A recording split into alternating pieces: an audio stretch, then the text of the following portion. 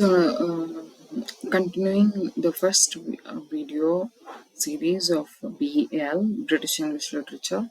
So, our next period will be our Old English or Anglo-Saxon period, which is also a very important period in British English literature. The term Anglo-Saxon comes from two Germanic tribes. One is Angles and another one is the Saxons. So this period of literature dates back to their invasion along with the Jutes of Celtic England circa 450.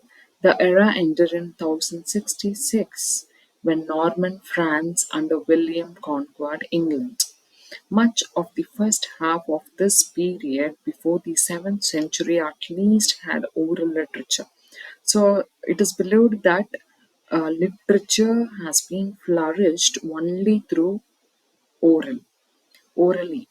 So the very first literature in this whole universe will be our oral literature. A lot of the prose during this time was translation of something else or otherwise, like legal, medical, or religious in nature. However, some works such as Beowulf and those by the period poets like Saint Wolf are important, very, very important.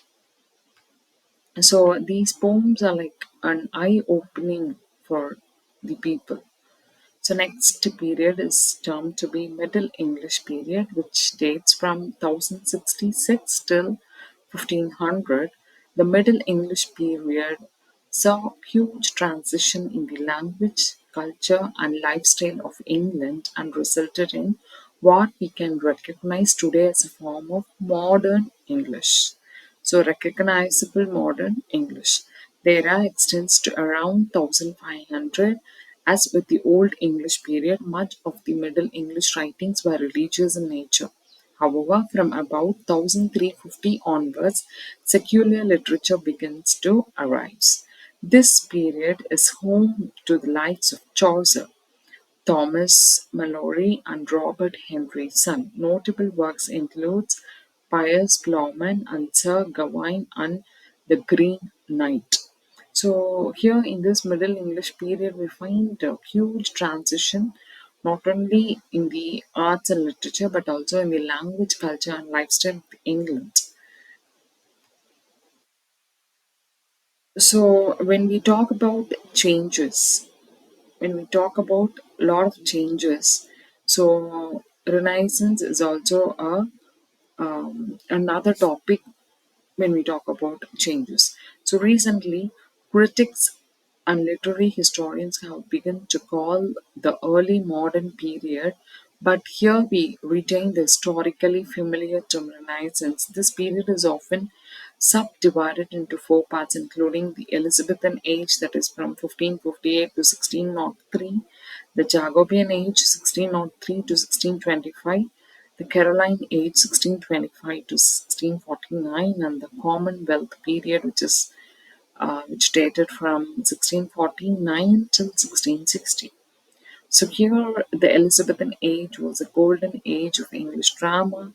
Some of its noteworthy figures include Christopher Marlowe, Francis Bacon, Edmund Spenser, Sir Walter Raleigh, and of course William Shakespeare. So here, the Jacobean age is named after the reign of James I. It includes the works of John Donne, Shakespeare, Michael Drayton, John Webster, Elizabeth Cary, Ben Jonson, and Lady Mary Broth. So they are all the very famous writers during the Jacobean period. The Caroline age covers the reign of Charles I, Carolus, John Milton, Robert Burton, and George Herbert are some of the notable figures during the Renaissance period who brought lot of changes to the society as well as the people. So, and also the Commonwealth period, which is also named as a period between the English Civil War and the restoration of the Stuart monarchy. So this is a very crucial period where Oliver Cromwell, a Puritan, led Parliament who ruled the nations. So here we find a lot of changes in the political. societal, and arts and literature.